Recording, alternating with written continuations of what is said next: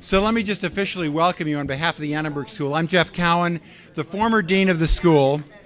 And on behalf of Ernie Wilson, who couldn't be here today and is the current dean, I want to tell you how pleased we are to have you here for what actually is the 5th time that we've gathered to give out these Walter Cronkite Awards for excellence in political and television political journalism.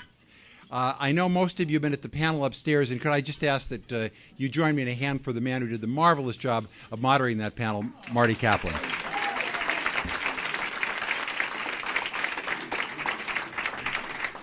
It was a terrific session, and I know we're all very excited to see some of the work that produced this event, as well as to honor our various members. So please enjoy your lunch, and we'll be back with the event in a few minutes. And there is something that I never tire of doing, which is, in fact, I love doing, which is expressing my gratitude to somebody who's done an amazing amount of work and love and imagination and care and commitment to a center that I run, but he's also contributed to so much in our country and is a symbol of the relationship between entertainment and society that we want to celebrate. And we are lucky to be able to celebrate it by using his name, running the center. Please join me again in thanking Mr. Norman Lear.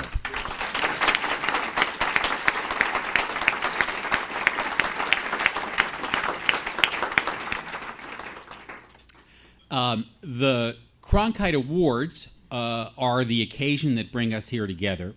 I thought the easiest way to describe what the Cronkite Awards are is to read a letter that Walter Cronkite has written to all the winners. He is sorry that he can't be here. Travel is a little hard for him. He has been twice before to these awards. We're thrilled to have him. But he did send a letter, and each of the winners will get this letter. So I'm gonna read it to you. When this award was created a decade ago, I lent my name to it because I was concerned about the quality of political coverage that television, which still assembles the largest public square in the nation, was providing to the American people. The challenge then as now is the uphill battle to present stories that inform the public on the air. Good political reporting takes talent, time, and resources. It requires supportive producers and news directors. It needs executives and owners who respect the intelligence of their audiences and who take seriously their public interest obligations. So when budgets are strapped and both politics and journalism are treated as divisions of the entertainment industry, it's worth celebrating when excellence in political coverage triumphs. There's no better way to strengthen American democracy than to help citizens understand what's at stake in political campaigns at all levels, from city councils and school boards to Congress and the White House. I'm delighted that your commitment to serving the public is getting the recognition that it deserves. It's my hope that this award encourages stations and programs everywhere to continue to honor the kind of work that you do well. The work that the Cronkite Awards celebrates is going to be shown here today. But there's also some other work that goes on behind the scenes. And that's the work of the screeners and judges. Their names are in the programs which you got upstairs or are available if you didn't get one upstairs. They're a terrific group. We really depend on them. Almost all of them have one relationship or another to the Annenberg School. And I'd like at this point to ask you, as I ask all the screeners and judges to rise, to thank them. Screeners and judges, please.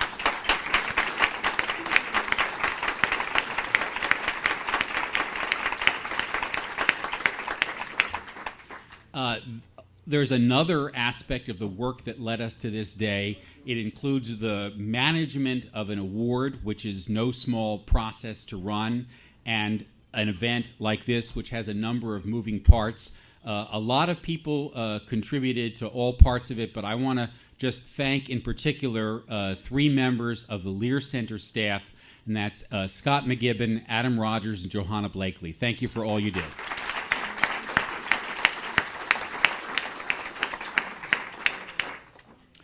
Our first presenter, whom you met a moment ago, is a university professor here at USC.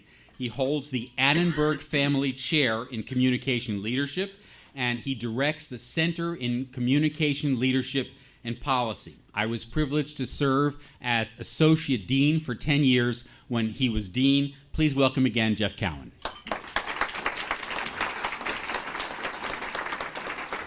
Thank you, Marty, and thank you all for coming to this wonderful event. And it's a great privilege for me to be among the honorees today and our honored guests.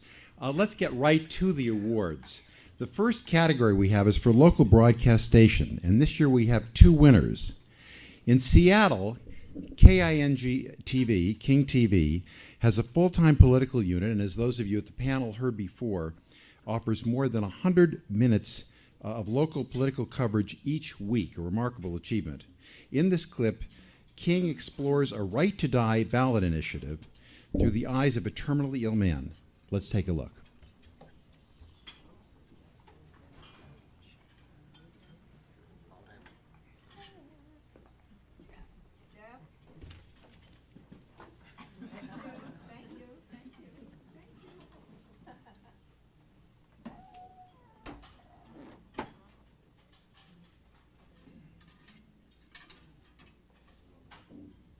It should be the person's free will. You know, God gave me free will, and I've got free will to kill myself. So I'm going to do it someday. 10 years ago, Oregon became the only state in the nation to allow physician-assisted suicide. Supporters prefer to call it death with dignity, an option for people here that if you're terminally ill, it is legal to get a prescription to end your life. In the past decade, more than 340 people in Oregon have done it, most by getting a prescription for a barbiturate and emptying dozens of capsules into a bitter, toxic drink. It is a cornerstone of civilized society that people don't kill each other or they don't kill themselves. Critics say doctors simply should not be handing out prescriptions to kill their patients. Gail Atterbury with Oregon Right to Life says there's no reason to have the law on the books. People have been able to kill themselves successfully through the centuries. You're just saying don't do it. Don't do it with a prescription. Public sanction. You're publicly sanctioning it. You're getting doctors, nurses, sometimes hospice, families, pharmacists. When you make it legal, you are now not just doing it yourself. You basically are incorporating all of society with that. I'm not going to be a quavering mass of boils sitting around waiting to die. I'm going to be able to do it on my terms. Gene Maudlin has gone through the process and has his prescription ready to go at any time. After years making his own calls, he wants control to the bitter end. What is it to anybody else what I do? You know, how's that hurt them? It doesn't mean a thing to them. If I die, I'm gone. They didn't even know I was alive. So what's the big deal?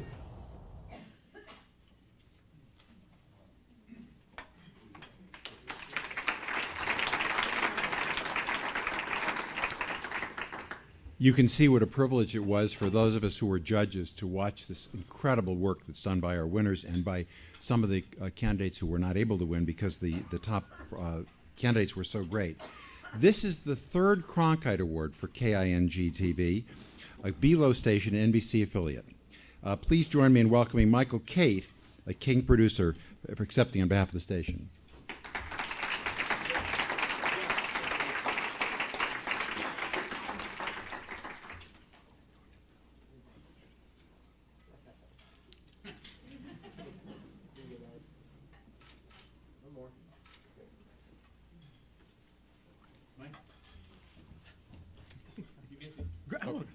Well, I should let you know that somebody at the airport told me it's chilly for L.A., and coming down from Seattle today, I got to tell you, this feels pretty good. You know, when we got Marty's call, I just want to let you know, Marty, it was an exciting day at King TV. You really lit up a day. It's been a tough spring in television, and I think a little tougher maybe for King because Belo's had some trouble, but it's a pleasure to win this award, and this award I think really does create an incentive for our station, at least I can't speak for any others, to do quality political coverage. Of course, I shed a tear when I see Robert Mack reporting because he's no longer working in television news, but I have some hope since we still meet regularly that I can get him back in, so we'll see. But I want to thank my bosses, who value politics, Ray Hecox, Pat Costello, and Mark Ginther, the news director. And as you know, it's television news is a team sport, and it takes everybody in the newsroom to do coverage of any kind, and particularly politics. So thank you very much.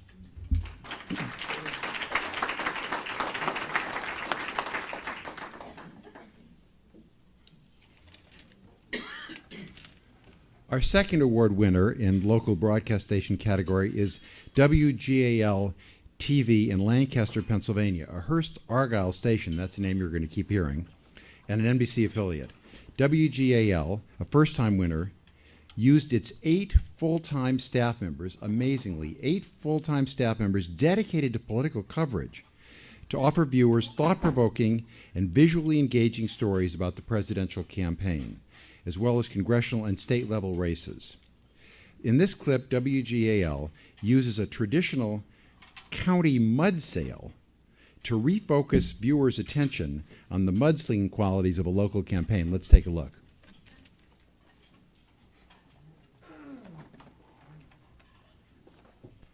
Next Tuesday's primary election day won't be all about the presidential race. There are some local races, important ones, that we'll be covering for you. And one of them is the 13th State Senate District. It is a race that has had a fair amount of mudslinging recently between the 4 candidates, hoping to replace retiring Senator Gib Armstrong. So we invited the candidates to talk about the issues at a fitting place, a traditional Lancaster County mud sail.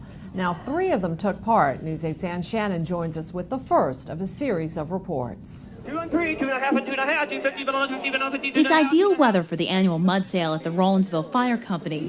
The soggy spring tradition brings people in from across the area.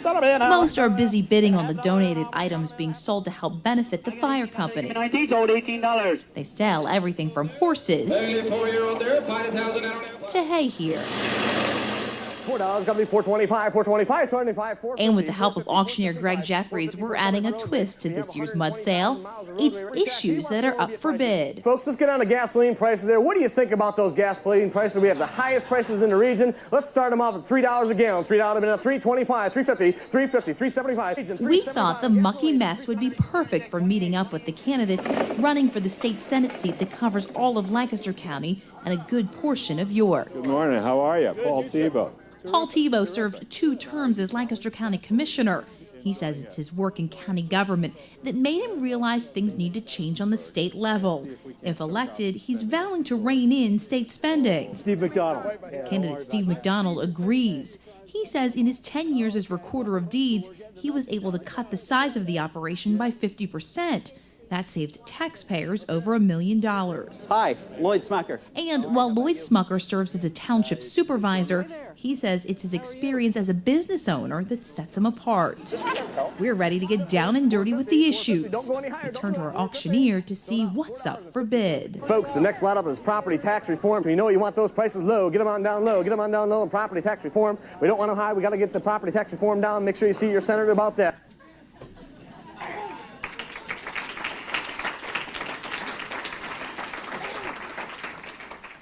And accepting on behalf of WGAL is Dan O'Donnell, the news director. Dan, congratulations.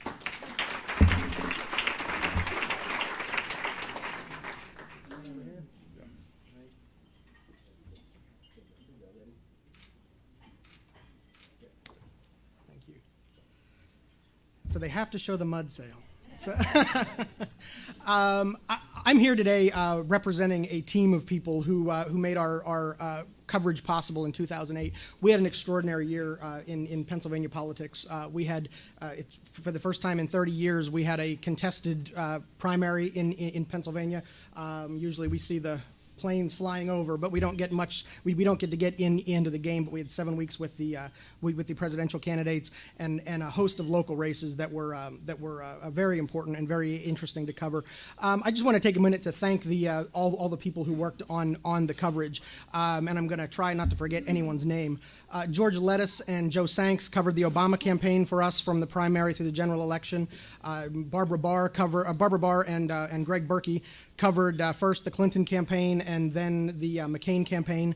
She was a little concerned that people were going to start thinking she was a jinx, so we're going to try to do something about that the next time around. Ann Shannon, who you saw do that story, Ann's job was maybe the most challenging we had this time around, focusing on local and state races and making them as interesting and compelling as the title match, and making sure that people were paying just as much attention to those. Matt Belanger from our investigative unit, who did a lot of our ad watches and truth checks and other special projects throughout the year. Dan Maddox, our chief photographer, who the mud sail was his idea and his genius. It was a little weird, but whenever we got the raw tape back in, we all watched it in the newsroom and said, we're not sure what we have, but it's pretty good. So let's go for it. And finally, Eric Nazarenis, my assistant news director, who, when we pulled a lot of resources from other parts of the station to dedicate so much to the campaign, he figured out a way to do all the logistics and all the staffing and make it work for us for almost a year. I also have to say thanks to Hearst-Argyle. Our political brand is commitment coverage, Commitment 2008, Commitment 2010 coming up. And I think that word and that brand is very true and very accurate to what we... Good political coverage is a commitment. It's a commitment of time, and it's a commitment of resources, and a commitment of energy, and we get that leadership from our corporate leaders. They give us the resources we need to do the job that we're doing. We're a big company with stations coast to coast, but localism is what it's all about with Hearst-Argyle. And finally, I just want to thank the people at USC and the Norman Lear Center for sponsoring and organizing this award. Now more than ever, I think it's important for us to make sure that our audience and our advertisers understand the value of good, objective, professional reporting, and awards like this reinforce that message and hopefully encourage future good works. So thank you all very much.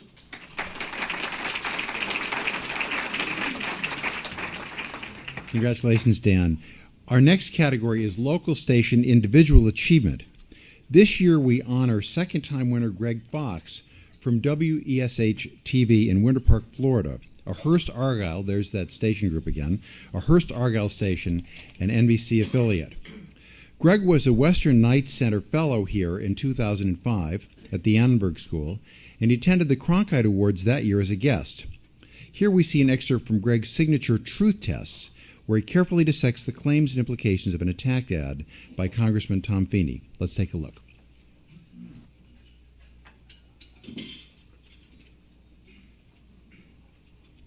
And WESH-2 political reporter Greg Fox shows us in tonight's truth test, it misses the mark. The left-wing attack machine is misleading you about Tom Feeney. The truth? Tom Feeney helped create 135,000 jobs. Republican Congressman Tom Feeney is behind this political ad that starts as a counterattack to earlier ads from his Democrat opponent, Suzanne Cosmas. First, the ad claims Feeney helped create 135,000 jobs.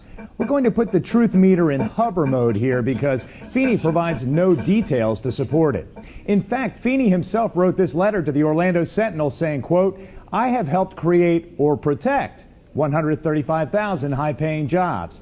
So maybe even he's not sure how many jobs he's created. Now the commercial attacks Cosmas. Suzanne Cosmas created a wildflower commission with 5 non-paying jobs. Cosmas, a former state lawmaker, doesn't deny she helped create what is now the Florida Wildflower Foundation, and so that claim rings true. That foundation raises money through the sale of the Wildflower Specialty License Plate and has donated more than $1 million for scholarships and research.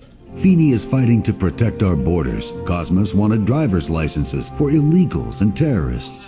Is it true Feeney is fighting to protect our borders? Well, the truth meter rings true. Feeney has consistently voted to build a fence along the Mexican border and to report illegal aliens who seek hospital treatment. But take a look at this driver license. That's Mohammed Atta, ringleader of the 9/11 hijackers. The implication is that Cosmas supported a bill that would have handed driver licenses to terrorists. We're going to put the truth meter into overspin on this one. The claim refers to a bill in 2002 that would have provided licenses or ID cards to illegal immigrants while they work their cases through the courts. Cosmas voted for it because it would have helped people who are not trying to hide their illegal status. To suggest that this would put licenses into the hands of terrorists is false.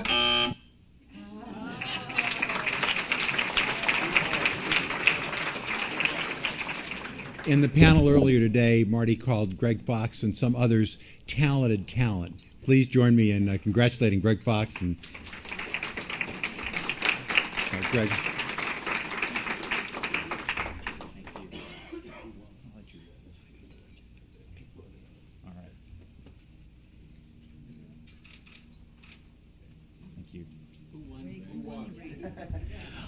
Feeney was unseated by the newcomer Cosmas. So he was an incumbent who, he was actually one of two Republican incumbents in our immediate Orlando, Orange County, Seminole County area that went up against opponents who simply laid out information that voters may not have otherwise had, and voters decided that the incumbents should go. So sometimes when you challenge the big dog, sometimes you win, and they certainly did this time. I would like to thank, first of all, Marty Kaplan and his terrific staff. Johanna is terrific, and I love talking to her on the phone. Judy Muller is great. I love talking to Scott McGibbon, and of course Adam has been a really good organizer leading up to this event, which is fantastic and wonderfully well organized. I'd like to give them a round of applause, and please join me in thanking them because they do a great job. I would like to thank Hearst-Argyle for giving reporters and photographers at all of its stations the ability and inspiring us to have the freedom to be creative, to try to reach voters in different ways, whether we do that in the new digital formats or whether we do it with just good old-fashioned videotape. And without that encouragement, we just wouldn't do it. And it starts at the top and it goes all the way down to the station level, and it helps us every day to do our jobs to help voters know more so they can make choices.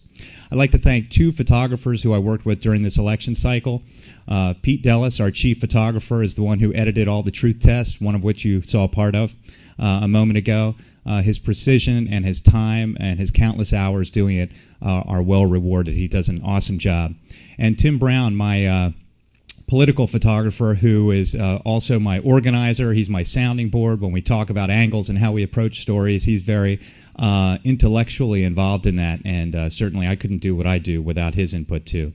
And lastly, I'd like to thank the people that give me the most time out of their lives, and that is my family, my wife Marianne, and my three sons Ryan, Kevin, and Colin. They spend a lot of nights where I don't come home for dinner. So anyway, thank you.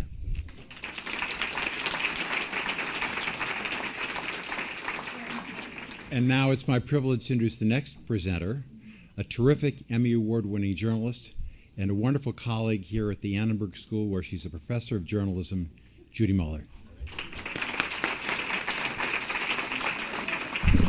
Thanks, Jeff.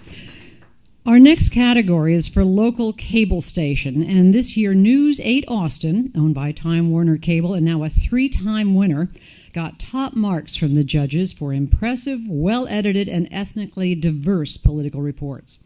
News 8 Austin used their proven formula of exploring how the values and beliefs of 4 local families affect their choices in the 2008 presidential election. Let's take a look.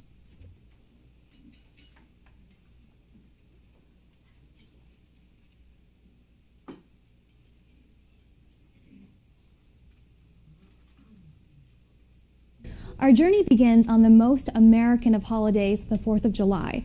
We found 4 local families at the Auditorium Shores fireworks show. The families are different in heritage, age, and opinion, and they're willing to share those opinions with us through the presidential race and all the way up to Election Day.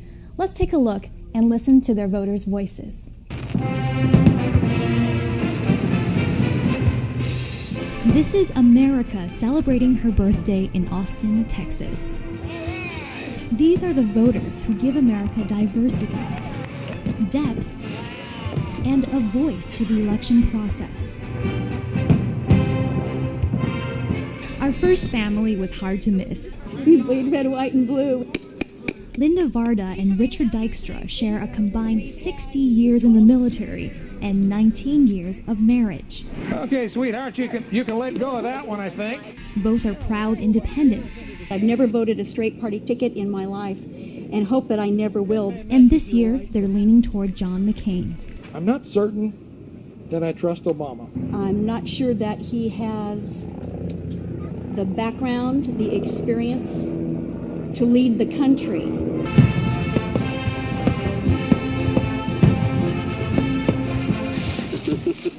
The Tinnen family says they feel the magic, too. Sam is an assistant principal at Mills Elementary. It would definitely open up doors of possibility in the minds of a lot of people that didn't think they, would have an opportunity. People like Sam's children. His wife, Denise, says electing Obama as president would show America is ready to step outside the box. It's a time where we can have a first woman president and first black president. A few small steps away is a family celebrating their own first. Me and my husband, we became American citizens in September of this year. For the first time in their lives, Helen Jia and her husband Max Ma can vote. They couldn't back in communist China.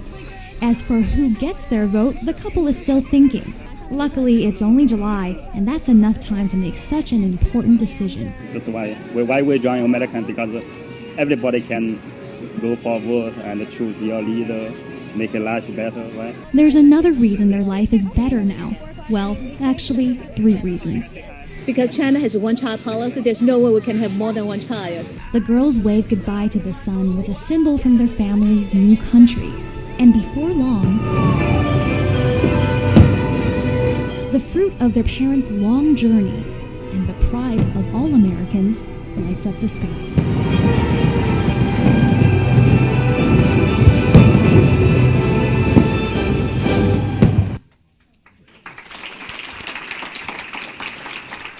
And here to accept the award for News 8 Austin, Michael Pearson, the Assistant News Director.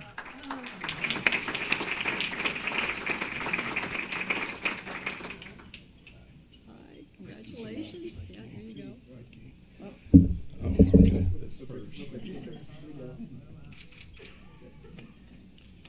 I want to thank everyone for having us back a third time. We really care, but the big thanks really needs to go to the voters who allow us to invade what is really a very private thing, what usually occurs between them and the ballot box. And just one more point, you heard enough of me on the panel, but one final point I'd like to make to Marty's last question to the panel about journalism and democracy. We operate under the First Amendment, not the Second Amendment, not the Third Amendment, not the Fourth Amendment, not the Fifth Amendment, or any of the others down the line. We operate under the First Amendment. And the biggest guarantor of that privilege is the quality of our work collectively. Thank you.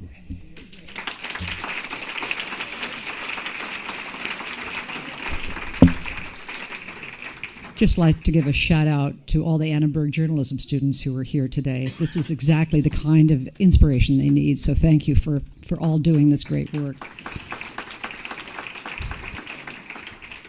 Our next category is for public television station. This year, Wisconsin Public Television won its 4th Cronkite Award for covering issues via compelling stories about real people.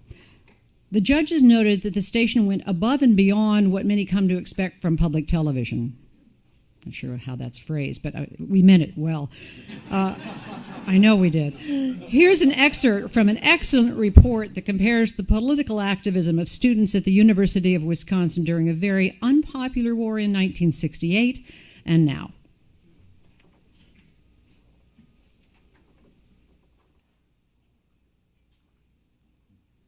Classes have just begun at the University of Wisconsin. On a quiet, sunny day like this, it's hard to imagine that this corner of campus was once the site of bloody riots. But 4 decades ago, the era of civil disobedience and protest at the UW was kicked off when students occupied the Commerce Building to protest Dow Chemical's role in the Vietnam War. It's documented in David Marinus's book, They Marched into Sunlight. I was a freshman at Wisconsin that fall, And the Dow demonstration crystallized for me the sort of the cultural change when I saw, standing on the sides of that event, when I saw the police come in and I saw heads come out bloodied, I realized that something, was changing in the country. In the time leading up to the 1968 election, most Americans had turned against the war in Vietnam, and support for the president was at a historic low.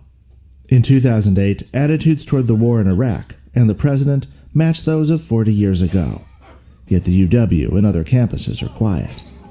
To explore why this is, we went back to the site of those anti-war protests. It's good footage. We brought along an iPod loaded with this footage from the late 60s. So what do you think? That was crazy. It was pretty intense. Yeah. So you recognize where it's from? It was right here, right? That's Mall. Yeah. Wow. Yeah, that's crazy. To these students today, this form of aggressive political action seems difficult to comprehend. Former student activist and Madison Mayor Paul Soglin has one explanation. It's unfortunate to say it this way, but if there was a draft, we would have opposition in the streets. I don't think many people are feeling the effects of the war, so they're not trying to get involved as much. Most movements are a combination of idealism and self-interest, and that self-interest of the draft forced everybody to think about the war in a more visceral way every day.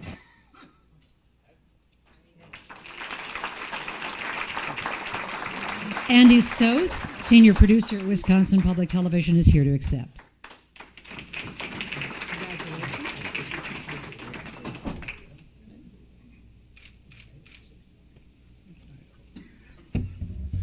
Thank you very much. It's a great honor to be here, particularly on the behalf of my colleagues. I want to particularly mention Art Hackett and Frederica Freiberg, who make up the bulk of our political coverage. And I just want to thank you for the many honors. This is such a tangible marker that our work has value, that our management can take to its many stakeholders and say what we're doing is fulfilling our mission to serve the citizens of the state of Wisconsin. So thank you very much.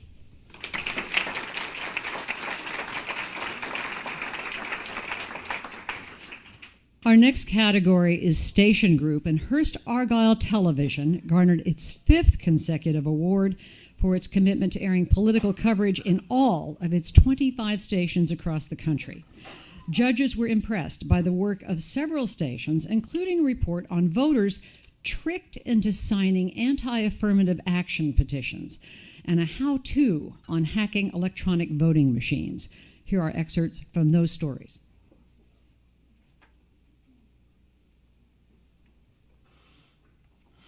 This woman gets paid $2 per signature. What she doesn't say, unless asked, is that the objective is to end race and gender-based affirmative action. And so we're trying to stop the quota so that people are hired based off of their qualifications, not of how they look, basically. So are you talking about affirmative action? Yes, ma'am. So is it for or against affirmative action? Against. We wonder if this woman signing the petition understands what she's signing. What do you think you just signed? She said that it was lifting a ban on discrimination against race and sex and different things. Uh-huh. Do you know what affirmative action is? Yeah.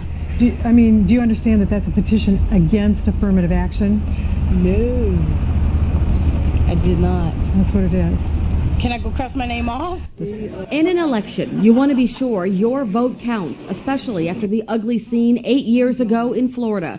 But experts who study the process say there can be some serious problems with a certain computer system used throughout Louisiana, a system that leaves no paper trail. The Louisiana Secretary of State's website demonstrates the machine you'll be using. It's called the AVC Advantage Voting System. As Election Day approaches, voters across... Princeton computer science professor Andrew Appel bought 5 machines just like the ones in Louisiana and hacked them. He removed a metal cover found in the memory chip and switched it. He did it without leaving a trace.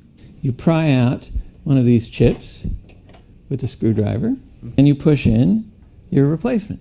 That's it. The Princeton study says the computer can actually change the results, stealing from one party's candidate, helping another. Here to accept the award is Brian Bracco, Vice President of Hearst-Argyle News.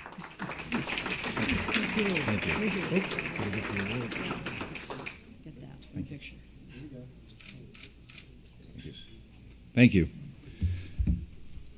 On behalf of all our colleagues at Hearst-Argyle Television, our CEO, David Barrett, our Vice Presidents of News, Fred Young, who just retired, Candy Altman, and Barb Machard, and myself, we thank you for this award.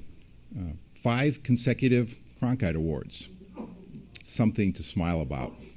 And I know all of our stations and all the people at our stations are smiling today because they all worked for this award. But I have to tell you, our commitment to political reporting did not start because of this award. It began in 1999 after the Gore Report just recommended that stations devote time to political coverage. But it was our CEO, David Barrett, and one of our vice presidents, Candy Altman, who decided it was not only a good idea, but something that we should be committed to. At first, we committed 5 minutes each day to political coverage. We now do 10 minutes each day to political coverage, and we routinely do much more. So for the past 10 years, our stations have committed to covering politics like no other station in their local market. Commitment is now part of our DNA. It is a passion for us. It is something we are known for. People who come work for us know that we will be doing every 2 years the best political coverage in our markets. And it is the people at the stations who are coming up with new ways to bring viewers and users on the web political news that is relevant to their lives. From WGAL committing 8 people, to Greg Fox Truth Watch, to handing flip cameras to students in Iowa and New Hampshire and having them tramp through the snow and follow all the politicians. Longtime Speaker of the House of Representatives, Tip O'Neill, said, "All politics is local." Hearst-Argyle television stations live that thought each day. And finally, and just something you should know, as you walk into our offices in New York City, and I know that you've been in there, if you look off to your left under a 52-inch plasma television screen are 4 Walter Cronkite Awards, soon to be 5. And when David Barrett, our CEO, speaks about it, and he often does, he likes to tell his audience political reporting is important to all of us. And he knows that this is one of the things that makes many of our television stations #1 in their market. Thank you again for this wonderful, wonderful honor. And we strive to raise that commitment. Thank you.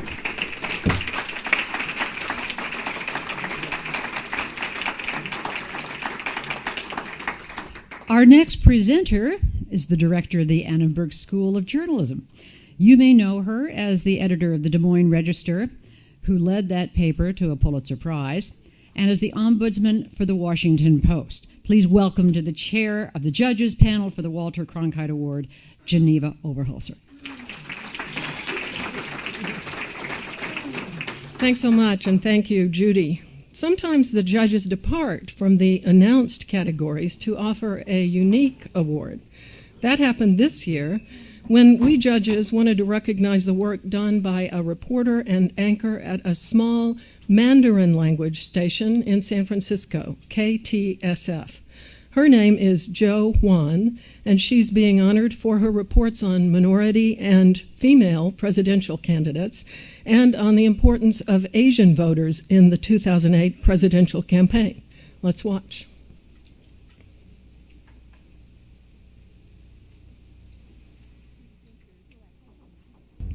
1920年，美国国会通过了第19条宪法修正案，赋予女性投票的权利。从1920年至今，人间经历了88个春秋，但是美国始终没有选出一位女性总统。The United States history, all the presidents have been white Anglo-Saxon males. 目前全球女性领导人有增加的趋势，就连经常遭美国视为保守的亚洲社会也能够选出女性领袖，像是菲律宾的阿罗约夫人，南亚国家包括印度、斯里兰卡，还有刚遇刺的巴基斯坦前总理贝纳奇布托，都曾经有女性当家。可能有人会反驳，这些亚洲女性领袖崛起政坛，不是凭自己的本事，而是家族政治的效应。不过，看看与美国人种族文化接同的西欧，能够选出女性领袖，像是前英国首相柴契尔夫人、德国梅克尔，拉丁美洲国家的阿根廷和智利也都出现了女总统。有人说，女性撑起半边天，在美国女性比例已经超过50%，为什么美国到现在还没有出现一位女性总统呢？ I think sexism is still very much alive in the United States. 不过，2008年的美国总统大选极有可能改变历史。In so many ways, this all-women's college prepared me to compete in the all-boys club of presidential politics. 根据盖洛普曾经做过的民意调查，10个美国人当中有6位表示可以接受女性总统。但是美国人准备好让希拉里当女总统了吗？ The Republicans tend to have more negative opinions of Hillary Clinton. I've got a few suggestions, and maybe Hillary could be on the first rocket to Mars. 除了共和党外，就连民主党群雄也一块围剿他。为什么美国人对希拉里爱恨交加？学者政治分析师说，原因有很多。For some reason, it's Bill Clinton, it's symbolic or whatever. Some people don't like her because she is a strong, outspoken, well-educated, competitive woman.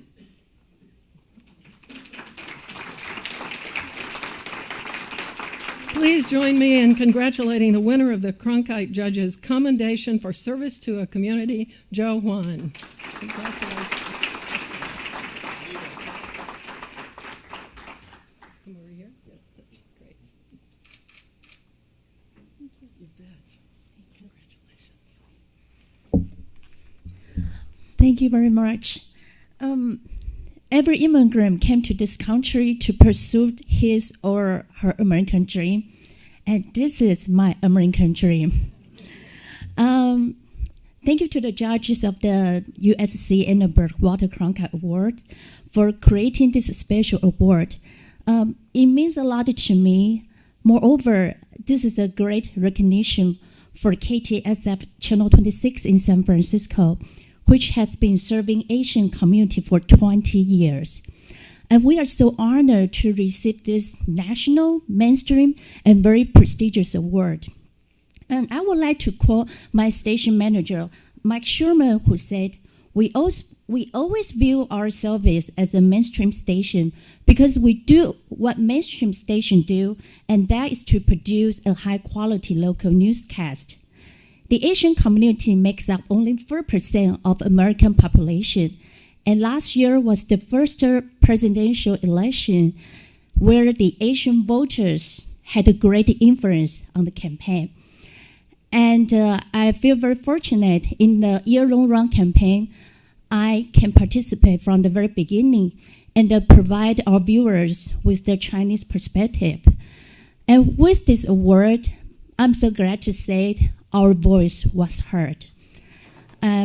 I would like to thank my news director, Rush Sherinian, who sent us travel around the world during the campaign, around the nation, with a very tight budget.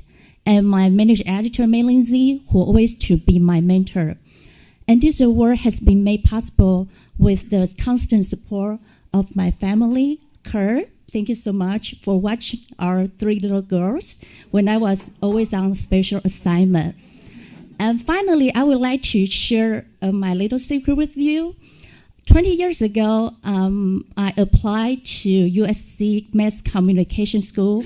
I was rejected because I did not meet the English standard as a foreigner student. So today, I'm so happy to receive this award, to stand here to receive this award. This has a double meaning to me. So Martin, when I received your phone call, that was my best moment of my life. Thank you so much. Thank you. Thank you.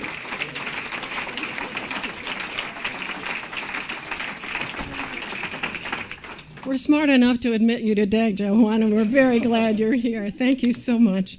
Our next presenter you've already met. He holds the Norman Lear Chair in Entertainment, Media, and Society at the Annenberg School. Our moderator extraordinaire, Marty Kaplan.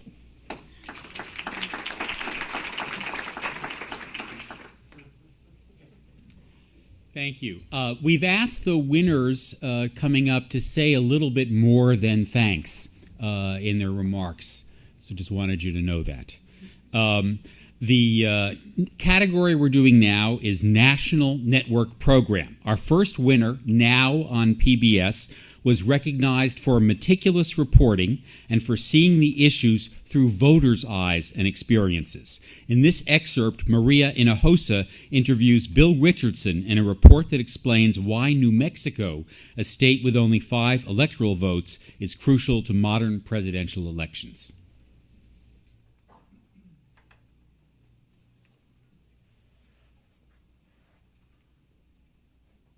This is New Mexico, the battleground of battleground states. Michelle Obama has been here 3 times this year, Barack 5. And New Mexico is a battleground state. This state is critical.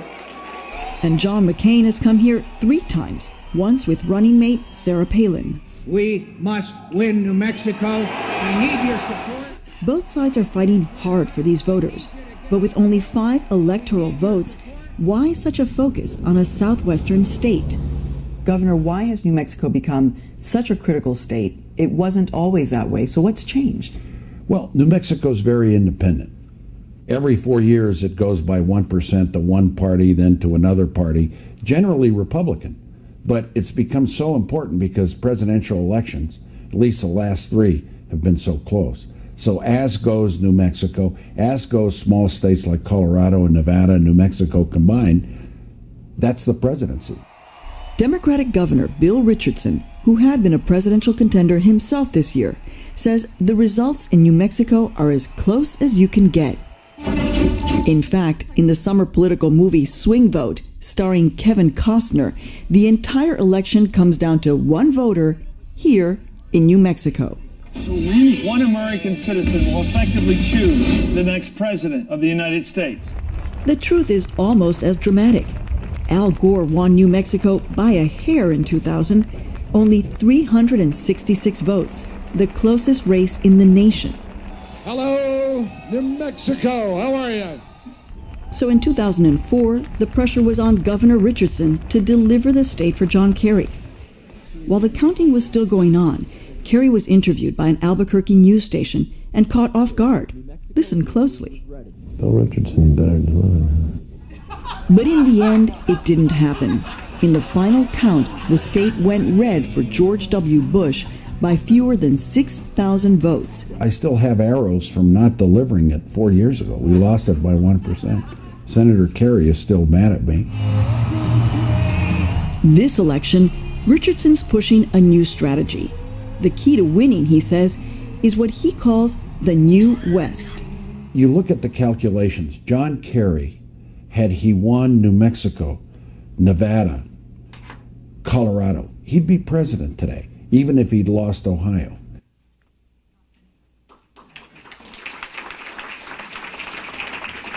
Accepting the award is the host of Now on PBS, David Brancaccio.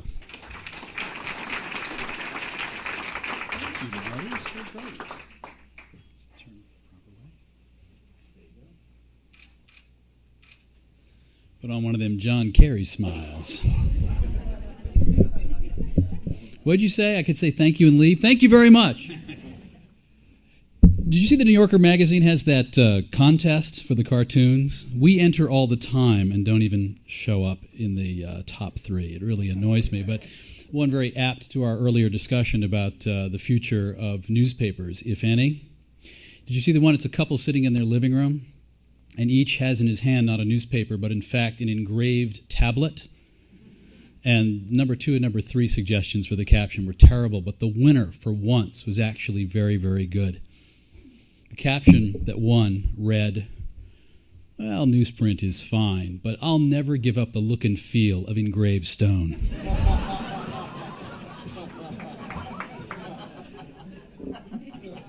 I am sincerely sorry that Maria is not here. She had the plane tickets and was headed out the door to join us this morning, but she hurt herself in the kitchen. She actually burned her hand.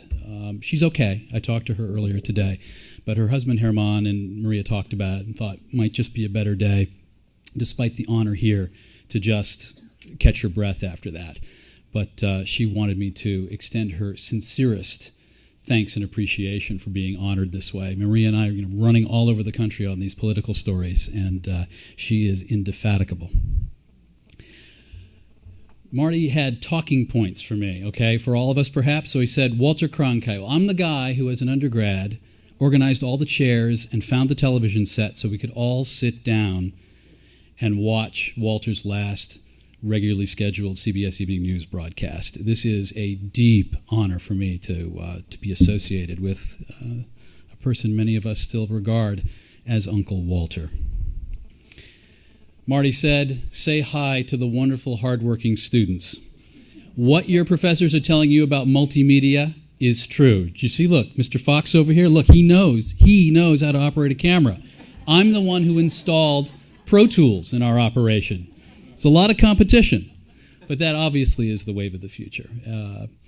And I would add to the ability to be fluent in whatever technology sends our way is to embrace storytelling. That's how these stories, every single one of the ones we've seen featured here this afternoon, that is the heart of these stories, because you can show a lot of PowerPoint presentations, but what we know from research is that the information people retain are human stories. So if you can tell stories, your stories will have impact.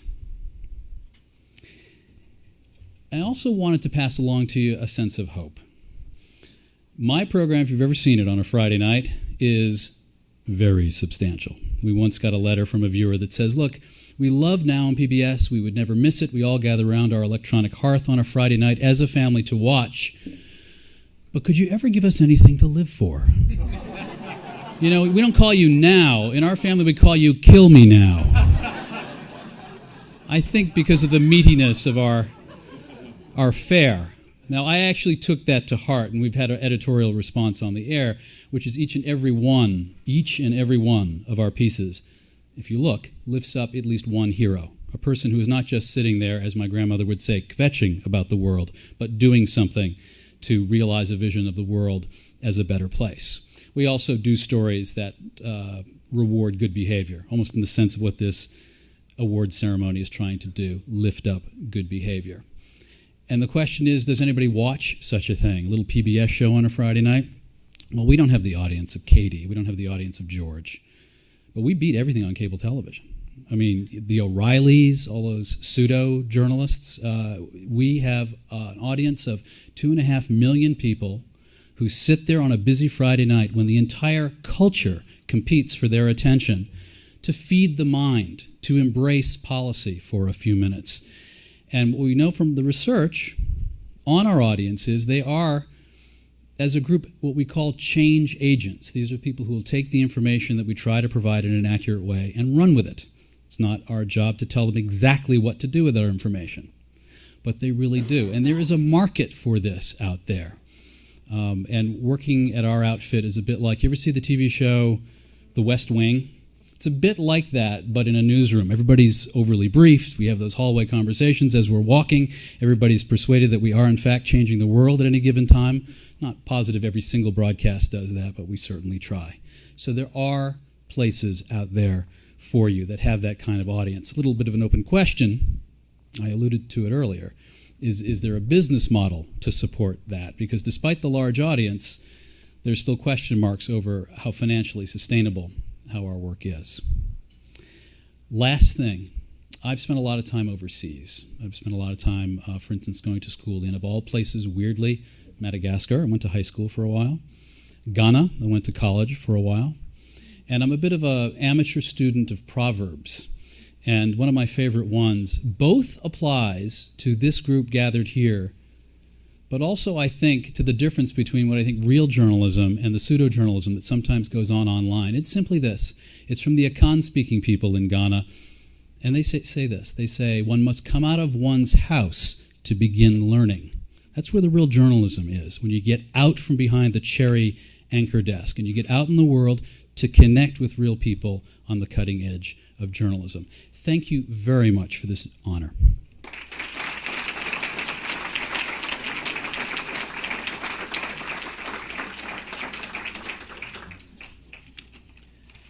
Our second winner in the National Network Program category is ABC News This Week with George Stephanopoulos. This is George's second win. Last time he couldn't make it at the very last minute, the Virginia Tech shooting, as I recall. And he was cited for the incisive, compelling nature of his reports, as well as his thorough preparation. Over a 2-year period in his On the Trail series, George hit the road for in-depth interviews with 14 presidential candidates, from early primary and caucus states through the convention. Here are some excerpts.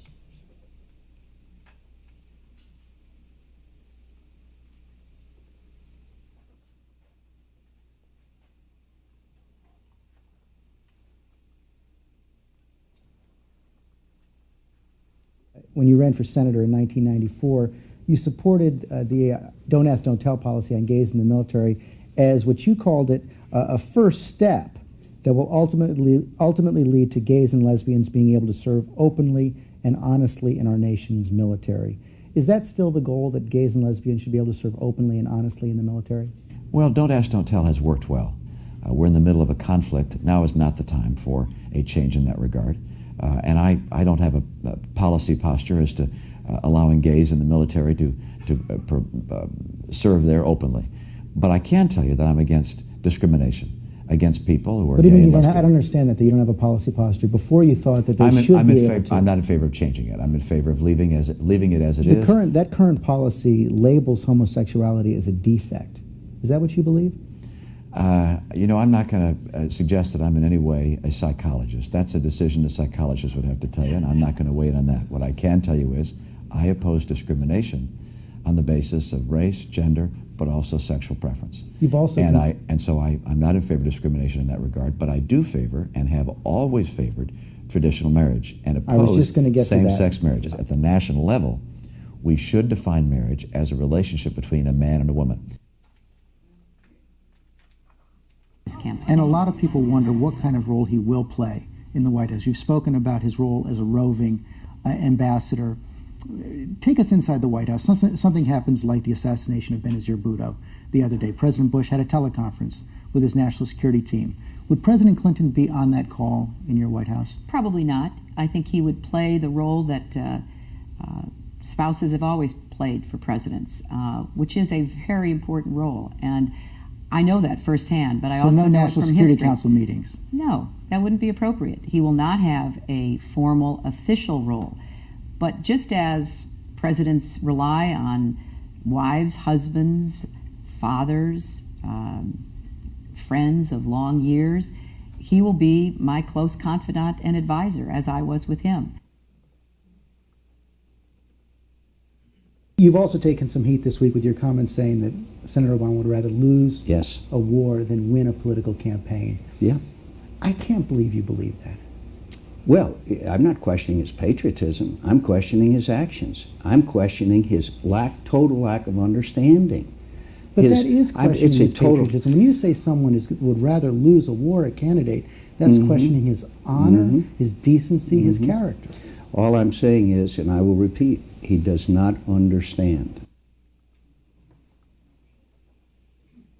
Senator McCain said that she actually has more national security experience than you. Here's what he told Charlie Gibson. Alaska's right next to Russia. She understands that. She's the commander of the Alaska National Guard.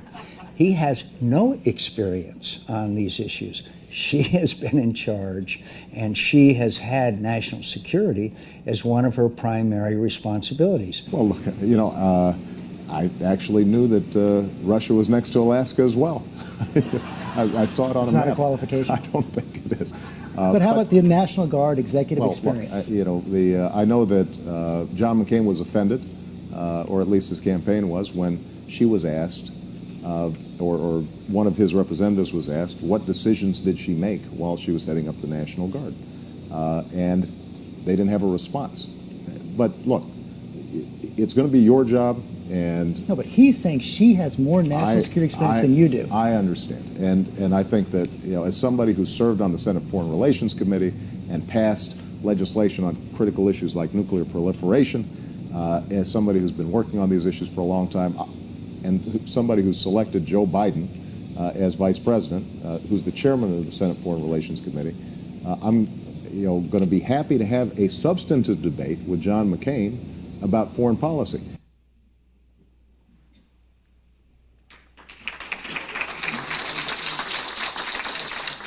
And here to accept the award, George Stephanopoulos.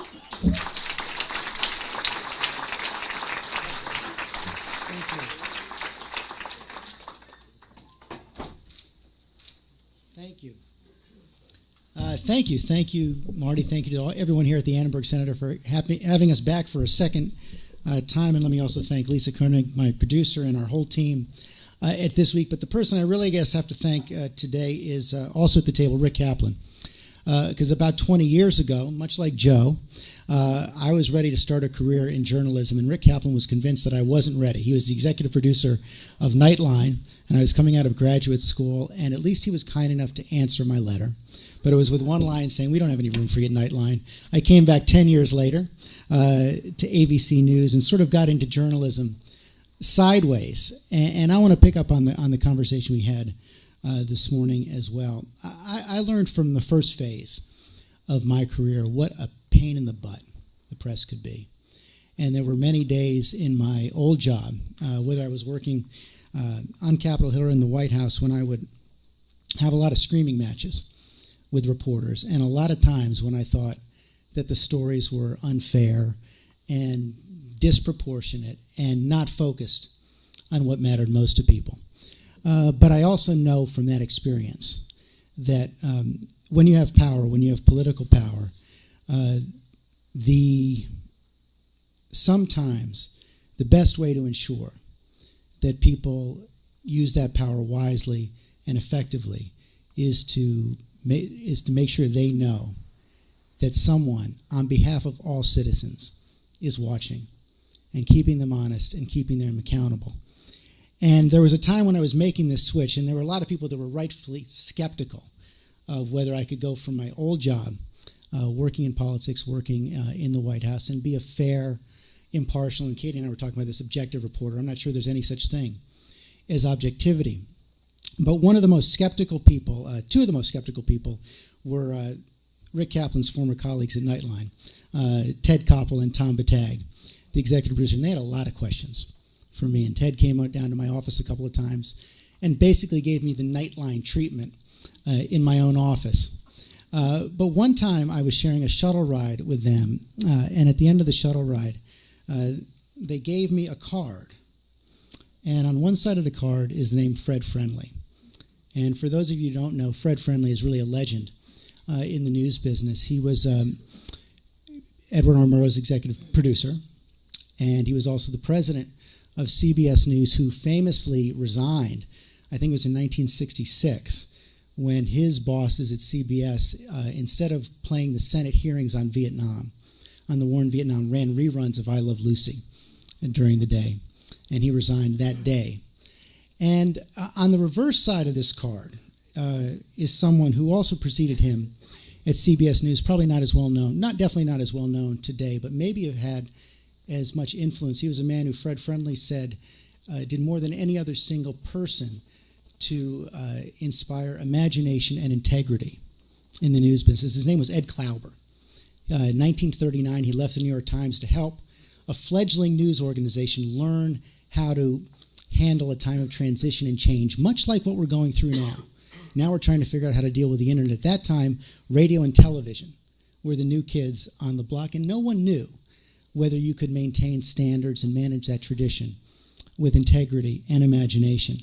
And what Ed Klauber said, this is how he defined the job, and this is what's on this card. He said, what news analysts are entitled to do and should do is to elucidate and illuminate the news out of common knowledge, or special knowledge possessed by them or made available to them through their sources. They should point out the facts on both sides, show contradictions with the known record. They should bear in mind that in a democracy, It is important that people not only should know but should understand. And it is the analyst's function to help the listener to understand, to weigh, and to judge, but not to do the judging for him. I can think of no better guideposts to how we should do our jobs every day. And in this time of transition and change, I think we should remember the words of Ed Klauber. Thank you very much.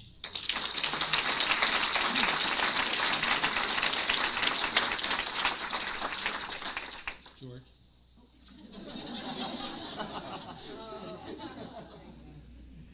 And to present our final award, I'm going to turn the program back over to our chairman of the judges, Geneva Overhosler.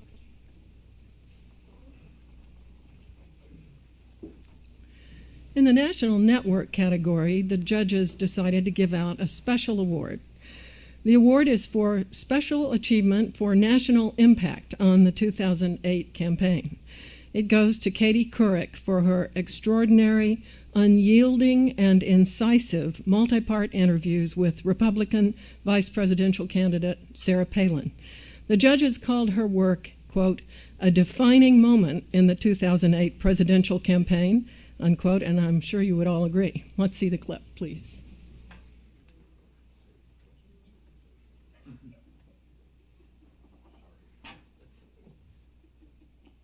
You've said, quote, John McCain will reform the way Wall Street does business. Other than supporting stricter regulations of Fannie Mae and Freddie Mac 2 years ago, can you give us any more examples of his leading the charge for more oversight? I think that the example that you just cited with his warnings 2 years ago about Fannie and Freddie, that's paramount. That's more than a heck of a lot of other senators and representatives did for us. But he's been in Congress for 26 years. He's been chairman of the Powerful Commerce Committee, and he is almost always sided with less regulation, not more.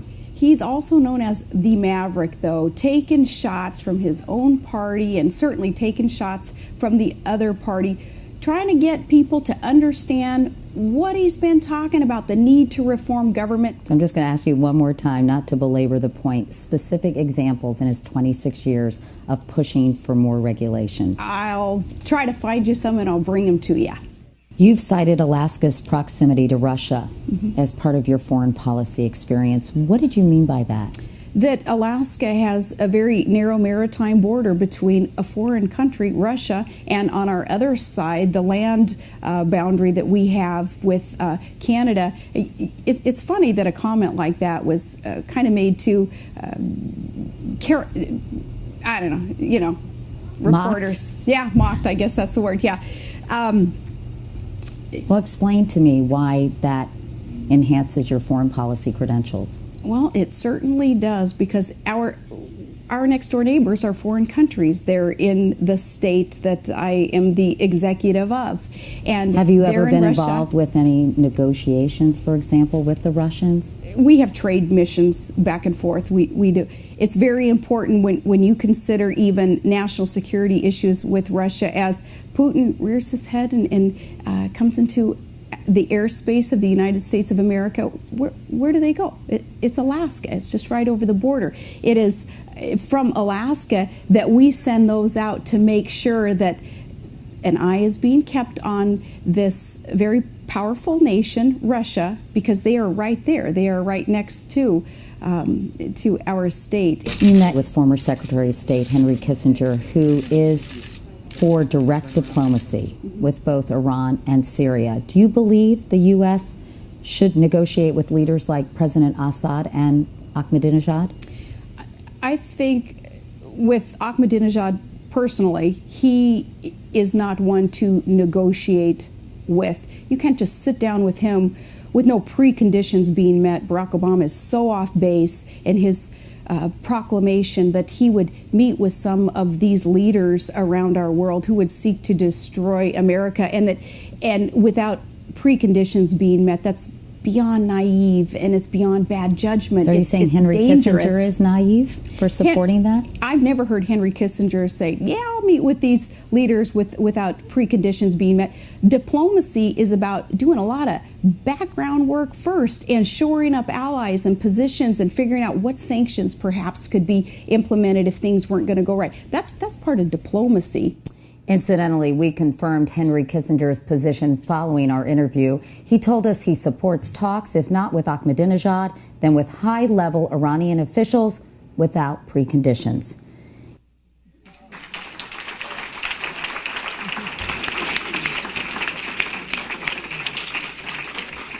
Anchor and managing editor of the CBS Evening News, Katie Couric, is here to accept the award.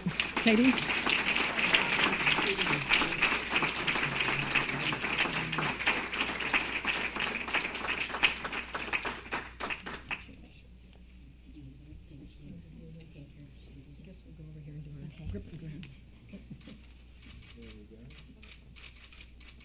Awkward photo op time. Yeah. Sorry. Thank you, Geneva. Thank you. Yeah, thank you. Thanks so much, Geneva. I first met Geneva at a Poynter Institute function many, many, many years ago when we were talking about ethics in journalism. So it's really a thrill to receive this award from her today. And I also want to just thank Marty and Norman and everybody here at the Annenberg School, for busy news professionals such as ourselves. It's so wonderful just to take a couple of days or even an afternoon and think about some of the issues that in our day-to-day lives and how busy we are preparing our broadcasts to really think and ponder some really critically important issues. So I'm grateful for the opportunity to do that. And I also want to say just congratulations to the other winners, because just watching the quality of their work is so inspiring and reassuring and makes you realize, to quote Hillary Clinton, it really does take a village to create great TV journalism. Just watching the piece on the mud sail, or whatever you call that thing in Lancaster, and to see the great photography that was required, the exquisite editing that was involved in the making of that piece, not to mention the fine writing and reporting, and just the imagination it took to talk about a local race in that setting is really very inspiring. So I just want to congratulate all the winners. Marty asked me to say a few words, and he gave me my choice of bullet points. And while I know you'd probably like to hear a lot about the makings of that Sarah Palin interview, which no matter how many times I watch it, I still find it completely mesmerizing. Not me, but Governor Palin. And so, but I had some other thoughts that I thought I would share with you. And first of all, I just want to say how honored I am to receive this Walter Cronkite Award for excellence, not only because I think he is absolutely the personification of that word, but of course because I have the privilege of temporarily, who knows how long, hopefully for a long time, occupying his seat. I remember when I first met him several years ago when I was the anchor of the Today Show. It was on the first floor of Saks, Fifth Avenue, of all places, and I was so thrilled. I said, "Hi, Mr. Cronkite." And despite my gaffe, he was incredibly gracious and has become a wonderful friend and supporter of mine. And during his tenure, he was, needless to say, CBS News, and with all due respect to VOA, he was in many ways the voice of America as well. And while he upheld the principles of journalism every day, he understood there were times when it was necessary to stretch the role and speak out. And many of you journalism students are probably aware of this, as most people in the room, but I was reminded of the time when he returned from Vietnam and eloquently summed up the situation there on February 27th, 1968, and I was reminded of that during that previous piece about the University of Wisconsin. He told his audience, "To say that we are closer to victory today is to believe in the face of the evidence, the optimists who have been wrong in the past." He also told them, "It seems now more certain than ever that the bloody experience of Vietnam is to end in a stalemate." Methodically, in measured tones, using military and political rationales, he supported his perspective and made it clear right at the top to his audience that this was a, quote, analysis that must be speculative, personal, and subjective. As many of you know, it was such a powerful statement on national television, it prompted LBJ to turn to his press secretary, George Christian, and say, if I've lost Cronkite said, I knew I would do that. Rick and I were talking about how I was just going to do that the whole time. If I've lost Cronkite, I've lost the country. I think Walter Cronkite's analysis of Vietnam had such a tremendous impact because unlike the times we all live in today, he almost never used his bully pulpit or anchor desk to give his opinion or to rail against those who happened to disagree or, in fact, to demonize those who didn't share his views. It just wasn't his style. In fact, he once said, objective journalism and an opinion column are about as similar as the Bible and Playboy magazine. What a difference, of course, 40 years make. We could talk all day, and I'm sure many of the students here in this room have, on the relative importance of objectivity in journalism. The word itself is so controversial, I discovered the Society of Professional Journalists actually dropped the term from its code of ethics in 1996. And while I agree with what George just said, that pure objectivity is an unattainable goal, and I don't believe in the 50-50 doctrine, the regurgitating of White House press releases, giving opposing spin equal opportunity. I don't believe in the he said, she said rules of objectivity that in many ways I think kept us from aggressively questioning the Bush administration during the buildup to Iraq. While I hate the way the O word can give a lazy reporter a good excuse to not dig deeper or think harder, I do worry about the preponderance of opinion meisters who purport to be journalists currently occupying the airwaves. Networks like Fox and MSNBC and talk radio that attract viewers and listeners who want to bask in the reflective warmth of their own views, like some kind of ideological convection oven. As David Foster Wallace once wrote in The Atlantic about a particular right-wing radio host, quote, he's not a journalist, he's an entertainer. Or maybe it's better to say that he's part of a peculiar, modern, and very popular type of news industry, one that manages to enjoy the authority and influence of journalism without the stodgy constraints of fairness, objectivity, and responsibility that make trying to tell the truth such a drag for everyone involved. I'm all for moral outrage when something is so egregious and it's absolutely called for, like Walter Cronkite during Vietnam or Edward R. Murrow during the McCarthy hearings. After all, it's so much a part of this country's fiber. You only need to look at Thomas Paine's Common Sense, perhaps the nation's first opinionated tabloid. But maybe a little more common sense is in order these days as consumers opt for a constant and limited diet of one-sided news or commentary. Will that somehow atrophy our intellectual muscles, our ability to be critical thinkers and at least attempt to understand those with whom we do not agree? Will it make civil discourse more of an oxymoron than ever? I wonder about that, and I hope you all wonder about that as well. Now, my concerns about the current landscape may seem slightly self-serving since we're guided by traditional principles at CBS News.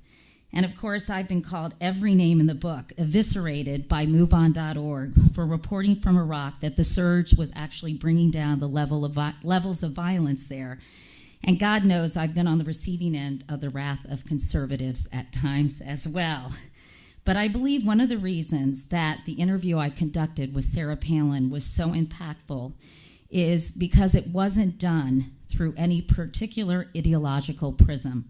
I was so mindful of my personal affect, knowing every head tilt, expression, and follow-up question would be carefully dissected for any evidence of bias.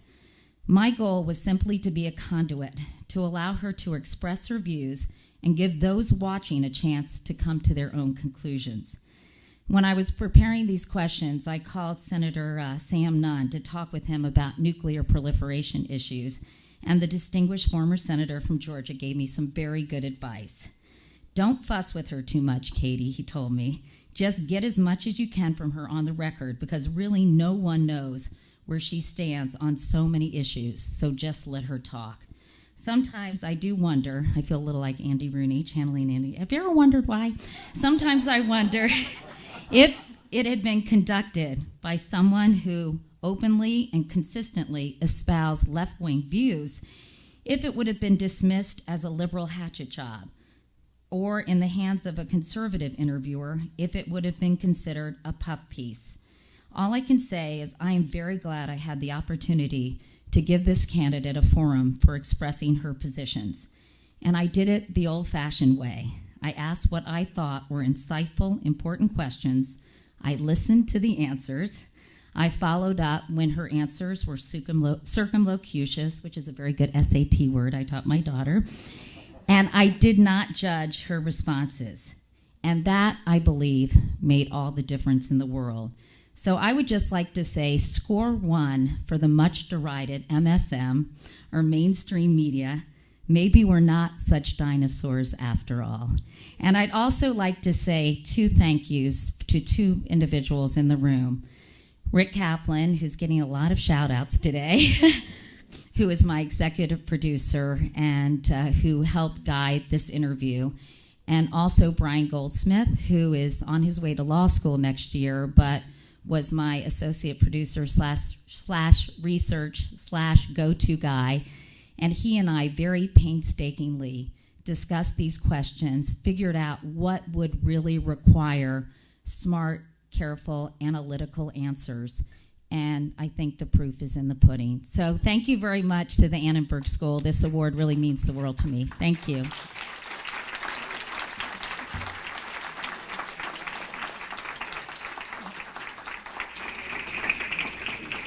Thank you so much, Katie, for those thoughtful remarks. I have to say your travails in pronouncing Cronkite remind me of a time when, unbeknownst to you, I relied on your counsel in pronunciation. I had to give a speech, I can't remember why, when I knew I was going to have to say the name Ahmadinejad.